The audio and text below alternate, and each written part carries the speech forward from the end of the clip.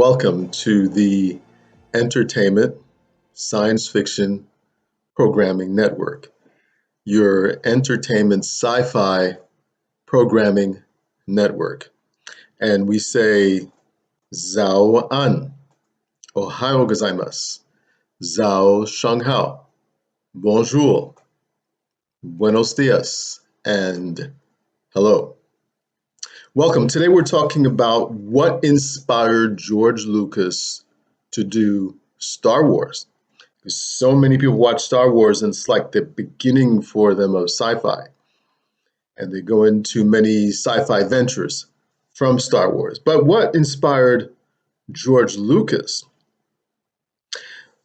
We know, and watching this podcast, you will know.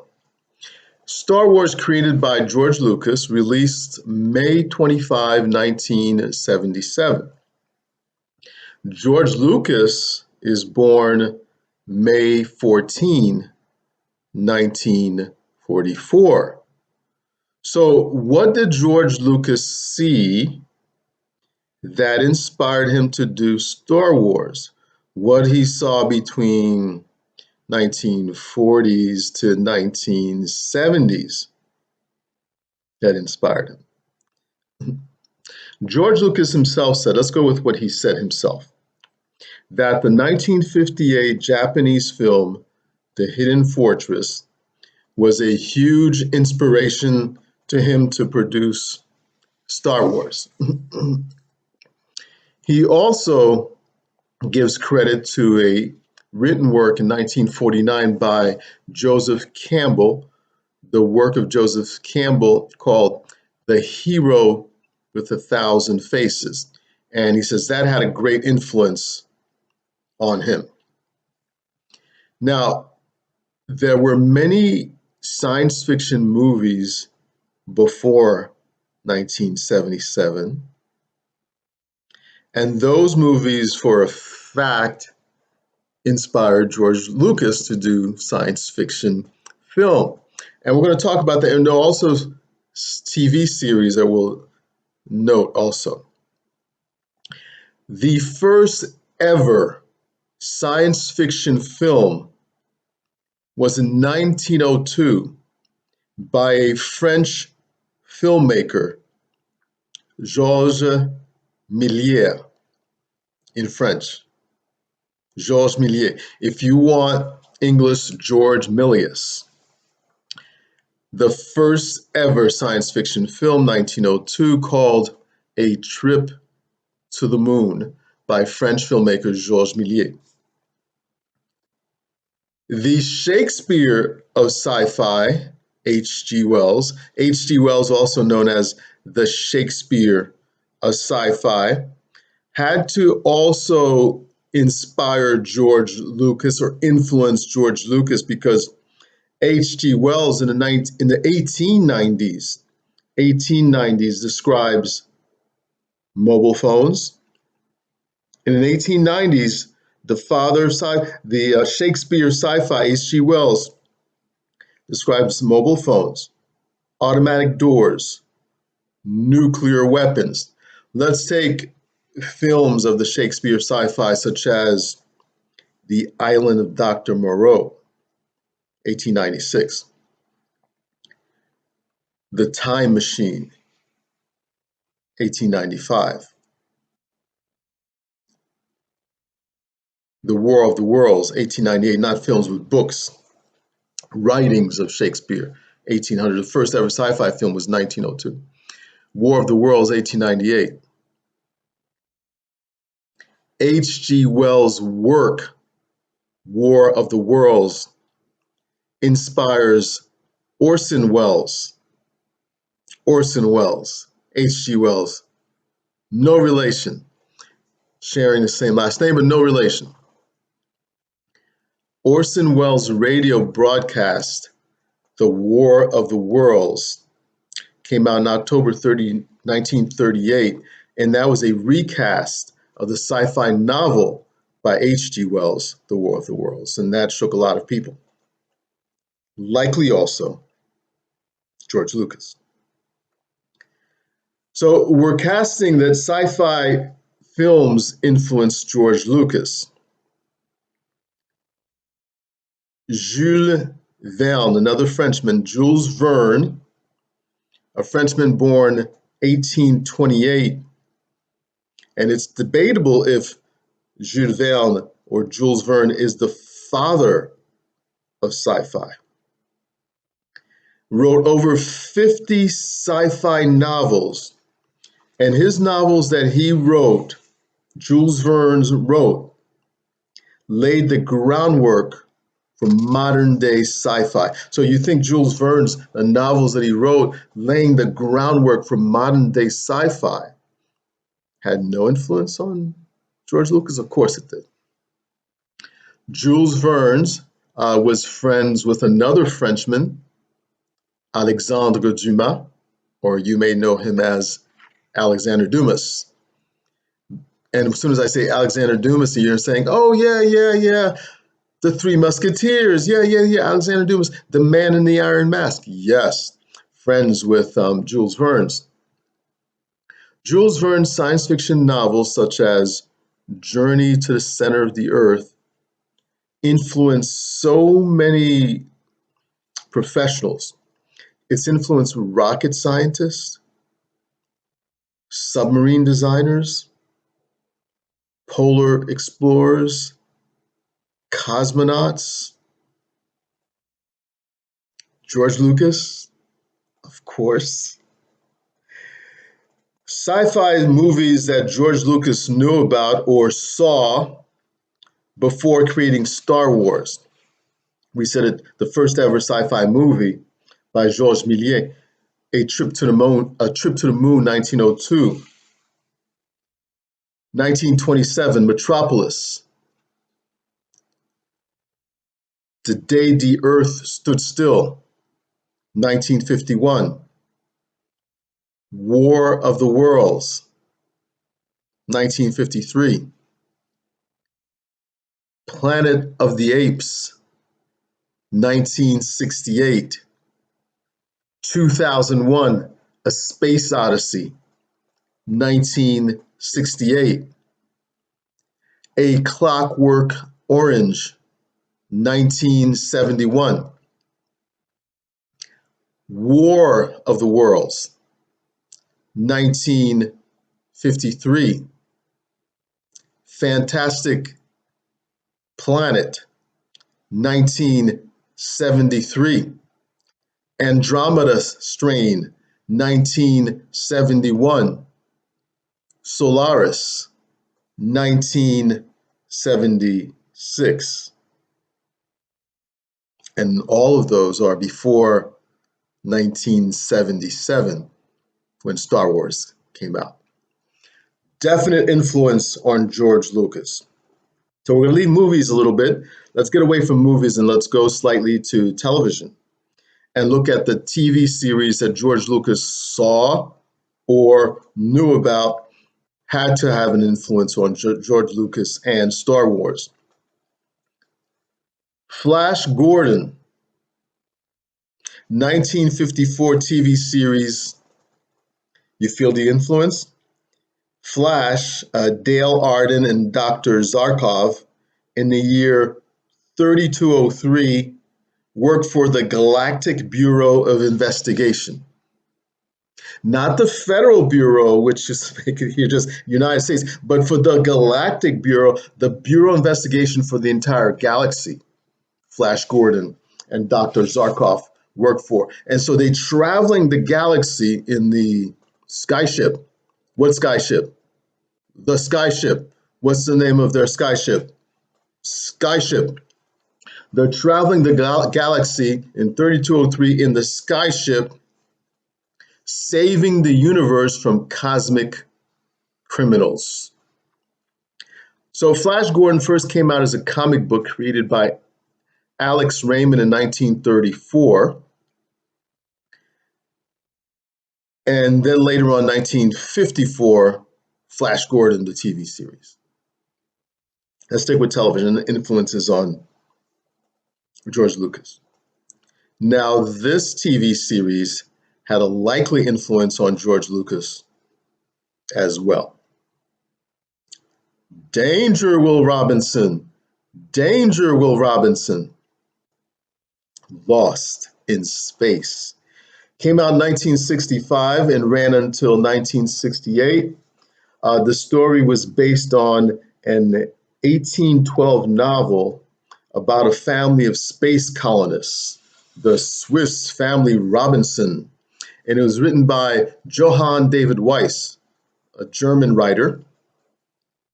And he adopted that story about space colonists off of a real family who were shipwrecked in the East Indies and their adventures that they had after getting shipwrecked. So he simulated their adventures into a space adventure. And it became a cryogenically frozen family that travels the galaxy in their ship called Jupiter 2.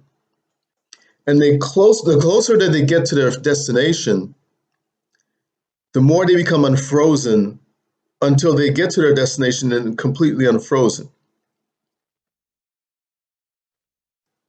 But the problem is that there is a saboteur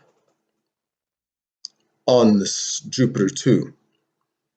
And the saboteur is Dr. Smith. The Dr. Smith is a saboteur because Dr. Smith works for another planet, another nation. What other nation does Dr. Smith works for? He works for another nation. Which one? Another one. So it never says which one. It just says he works for another nation. So Dr. Smith sabotages what they're up to by programming the Jupiter 2's robot to destroy vital information. And that throws the ship off course. The robot then sends Jupiter 2 into hyperdrive and lost in space. Danger, Will Robinson. Danger, Will Robinson.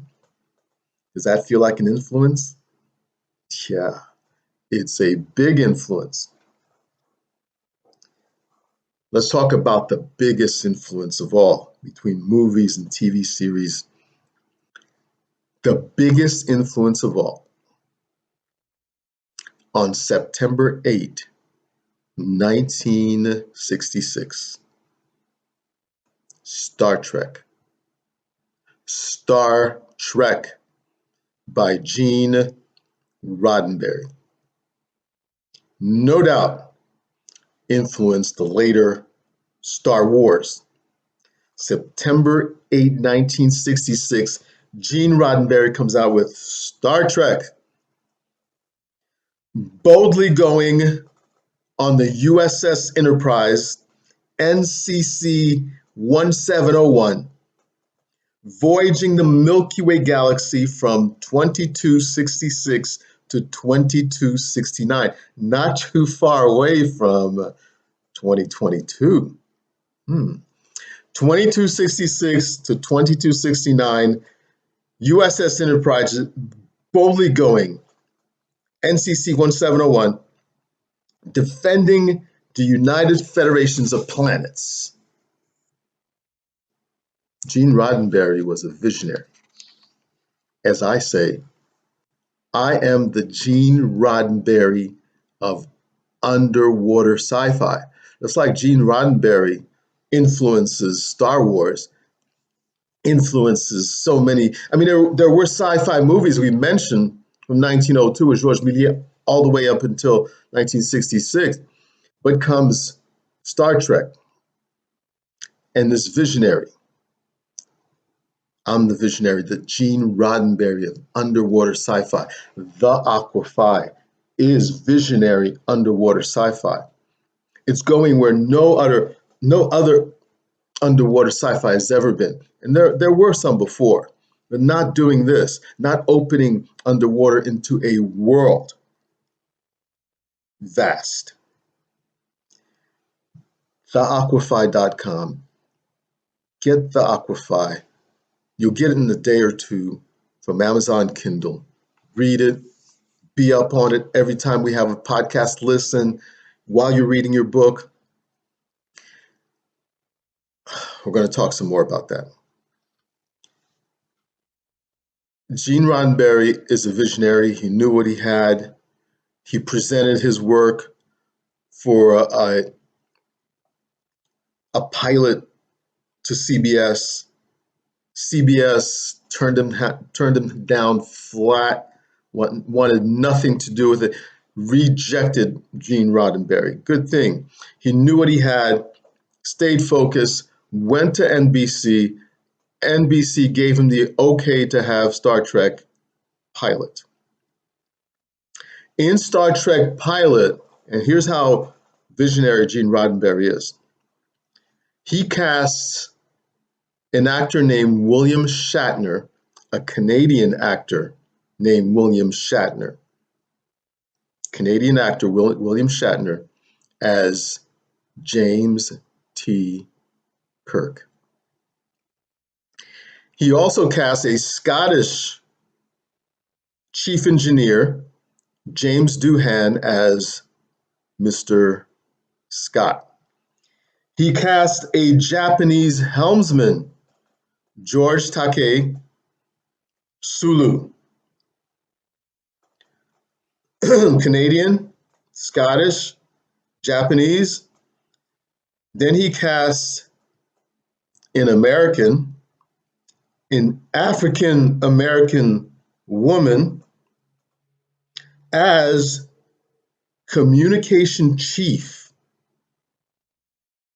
of NCC 1701, the Enterprise. The communication chief is an African American woman, Uhura, natural blown out African American woman, natural blown out hair, and communication, head of the communication department in this city, right? The Enterprise is not just a little ship, it's an actual city. So in this giant organization,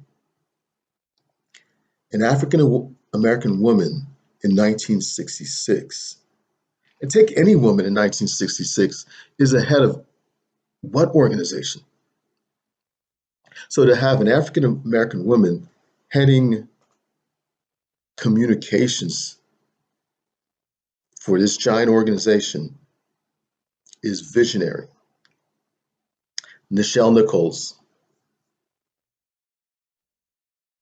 The ship's doctor, McCoy DeForest Kelly. So then you have American, African American, woman, Scottish, Japanese, Canadian, and also the visionary to have a half Vulcan, half human, Mr. Spock, Leonard Nimoy. So every time you say Mr. Spock, you got to put your right hand up like two thumbs on the right, two fingers on the right together, two fingers on the left together, spread apart, looking like peace. So you'll have three fingers on one side and two on the other. Live long and prosper. So if you can do this, when you put your hand up, if you can do this sign, you will live long and prosper. But us Trekkies can do it with both hands, with the right and the left. So if you can do it with your right, you live long and prosper. If you bring up both hands and you can do it with both hands, you will live longer and prosper more. So this is live long and prosper. This is live longer and prosper more. So if you want to live longer, work on this all day and next week and next month, and then you will live longer and prosper more. Don't forget Chekhov. Yeah, Mr. Chekhov.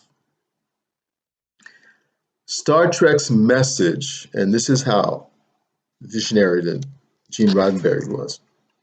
Star Trek's message, according to Gene Roddenberry, I'm going to quote, "We must learn to live together."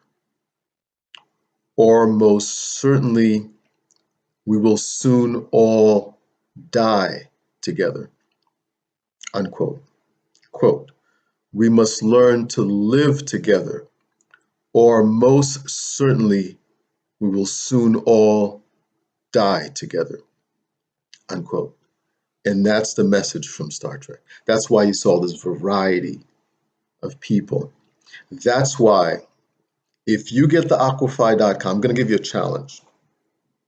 Go to aquaphi.com, purchase your novel, The Aqua Phi, read it. If you're not represented in the Aqua Phi, maybe you say, well, I'm African American. You're represented. I'm a woman, you're represented. Well, I'm Norwegian, you're represented. Well, I'm Asian, you're represented. If anybody can read this visionary work, The Aqua Phi, visionary for underwater sci-fi, the same as Gene Roddenberry is for space, and you find that you're not represented, nobody will. Everybody is represented because we must all learn to live together. So everybody's well represented in this novel. Everyone. No one's left out. Take the challenge. Get your copy, read the book, and you will be represented. In the meantime, while you're on YouTube, subscribe. Follow us on Facebook. Like, everywhere you go, like YouTube, like Facebook. Follow, subscribe, get your novel, get the gear. I'm going to tell you why you should get the gear. Gene Roddenberry dies in 1991. In Star Trek, there's iconic phrases that comes from Star Trek. Beam me up, Scotty. Live long and prosper. But I'm adding on to it, live longer and prosper more. You heard it here first on TheAquaPhi, the ESPN of Sci-Fi. Space, the final frontier. No.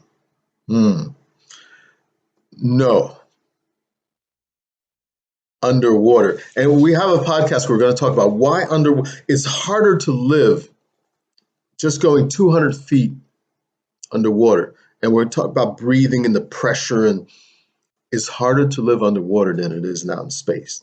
Why? Yes. And we're going to talk about that in one of the upcoming podcasts. So follow, subscribe so that you don't miss a podcast.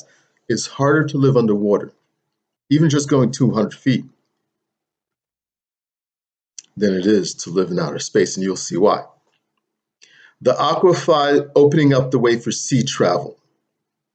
And that's why I'm saying to you, purchase the Aqua Phi, get the gear. When you go into theaquaphi.com, under merchandise, you'll see all the artwork. You find one you like, go in there. In Redbubble, purchase the gear, safe as Amazon Kindle, comes to you just as quickly. Got your t-shirt on. Get your Aqua Phi cover for your cell phone. So much gear in there. Take a look at all the gear that you can get. Because with all this merchandise from the Aqua Phi, we're building what Star Trek builds. Some other iconic phrases. Boldly go where no man has gone before. Well, yeah, before the 1960s. But now, the Aqua Phi is boldly going where nobody's been. Nobody has been. Read it, right? When they enter that vortex, come into our world, they go back in this other world of underwater. Nobody's been there before. And I can describe to you what they see and the things there are in this other world, but read it for yourself. It's not in space. It's underwater. That's going where nobody has ever been before. So purchase your copy of Aqua Phi. Aqua Phi is going undersea adventure where no one. And so we're building this great legacy in the Aqua Phi, the same as Star Wars, because I'm the Gene Roddenberry of underwater sci-fi. So here's what the Aqua Phi will do with your help. And that's why every time I'm saying, get the book, get the gear, follow, subscribe, because this is what the Aqua Phi will accomplish with your help, with you doing all those things.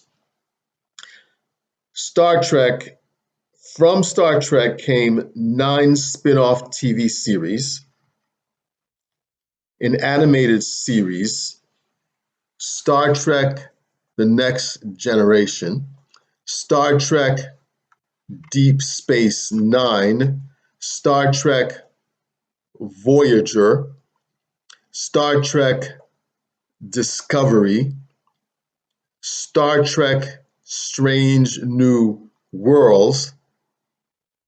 From Star Trek comes Trekkies, fans of Star Trek, games from Star Trek, toys from Star Trek, comics from Star Trek, a theme park in Las Vegas that ran from 1998 to 2008. Star Trek had its own theme park that ran for 10 years in Las Vegas. Museum exhibits. You know how much revenue Star Trek brings? I'll tell you, 10.6 billion in revenue. And this is what you're going to help the Aqua Phi accomplish, all these things. And that's why you're hearing me say, get the gear. See your favorite poster, get that, right? Get the book, follow, subscribe. All these things is what the Aqua Phi is here to do. Aqua Phi will accomplish all of those with your assistance, with your help, with you following through. The theme song, the gear. We're going in the Aqua Phi into unheard of sea adventures. So without doubt, Star Trek has influenced George Lucas. George Lucas said, and I quote, Star Trek softened up the entertainment arena so that Star Wars could come along and stand on its shoulder. Unquote.